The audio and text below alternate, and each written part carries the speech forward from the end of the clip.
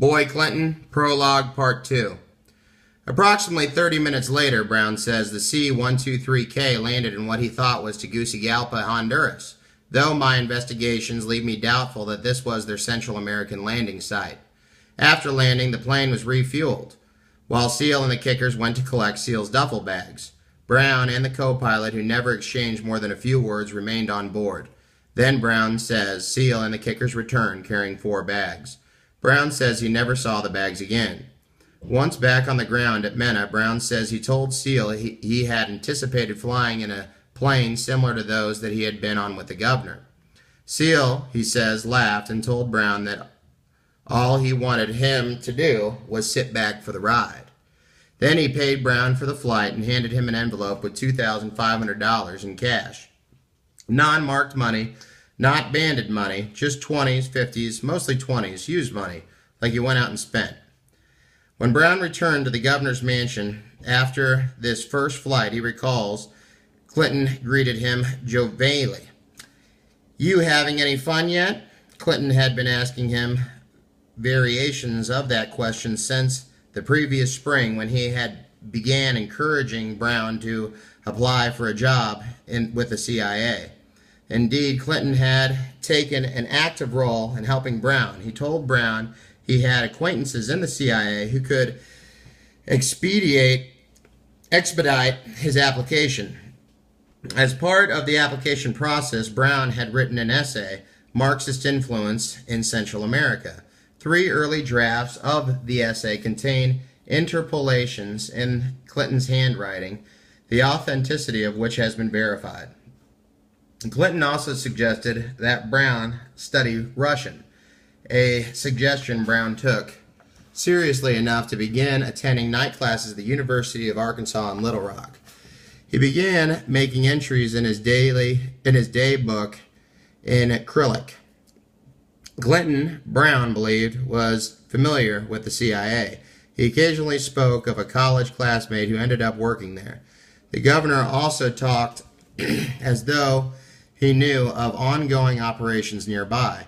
When I got back from that first trip, he knew I had been out doing something, although Brown had not had a chance to tell Clinton anything about it. That's when he said, "You having any fun yet?" The CIA does not talk about these things, so we may never know whether Brown is actually a CIA employee or being deceived into thinking that he was. Whatever the case, he had good reason to believe that he was in the CIA's employ. He was in the CIA's employee.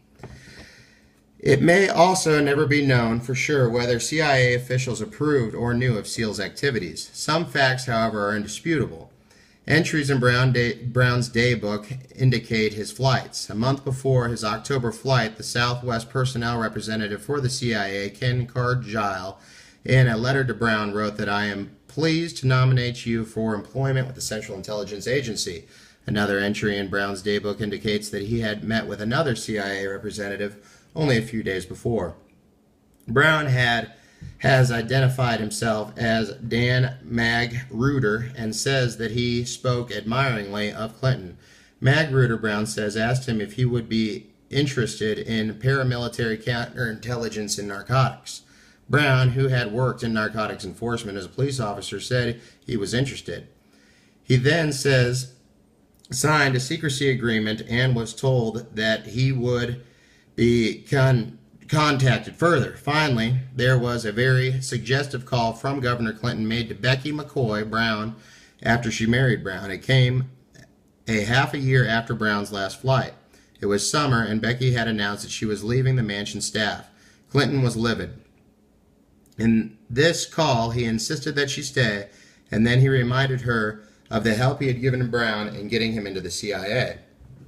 In Dallas, Magruder told Brown that a contact would be made after he returned to Arkansas. Next, Cargile sent him his letter of nomination. Then Seal called him at home and set up a meeting at Cajun's Wharf, a popular Little Rock watering hole. Bill McEwen, former Secretary of State of Arkansas, has told Danny Harkins, senior criminal investigator for the state of Arkansas, that he remembers seeing Seal and Brown together at the Cajun's Wharf in 1984. Seal, according to Brown, was familiar with the biographical information Brown had given the agency, thus reassuring Brown that he was the CIA contact Magruder had told him to expect. Seal was not, however, what Brown was expecting from the CIA.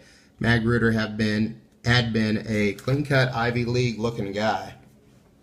Seal was a very distinctive guy. I mean, a big nut, a big guy. And you never forget this kind of guy. Robust, devil-may-care kind of, dangerous. If Seal's appearance and demeanor were not what Brown had come to expect from the Ivy League CIA, his conversation was reassuring. Brown says he talked knowledgeably about airplanes and spoke of an operation he was planning. He also referred to Clinton familiarly as the Gov. He talked as though the Gov knew all about the CIA operation going on in Arkansas. Brown theorized that Seal needed all the help he could get. Trafficking in drugs, weapons, and currency often attracts unwanted attention. The more people around Clinton whom Seal might compromise, the less likely Clinton and other Arkansas authorities might be to sacrifice Seal in time of danger. Brown believes that this is why Seal eventually showed him a kilo of cocaine. Also, Brown would have made an excellent lieutenant for Seal, who was always in need of competent hands. Brown adds that more people close to Clinton that he, Seal, could get working with him, the more comfortable he'd feel. When Seal was sentenced for drug dealing in 1985 and again in early 1986, his activities at MENA were never mentioned. Brown's break with Clinton came after Brown made what he says was his second flight from MENA to Central America on or about December 24th, 1984. Becky Brown remembers the date of the flight vividly. Her brother Reed was dying, and she was surprised Brown left town. And he and her brother had been close. During that second flight, 2 duffel bags were put on board the plane at what Seal identified as Tegucigalpa. Back at MENA, Brown says, he and Seal walked to Brown's car, a Datsun hatchback, and Seal put one of the duffel bags under the hatchback. Then both men got into the front of the seat of the car, and Seal reached back into the duffel bag and pulled out a manila envelope with $2,500 in it. He said the money had been brought back from Tegucigalpa. Brown considered this a currency violation. The next thing Seal pulled from his duffel bag was an even graver breach of the law, that kilo of cocaine. That was it for Brown. He got upset. He says he feared he was being set up, made a conspirator in the operation he despised. He told Seal he wanted no part of what was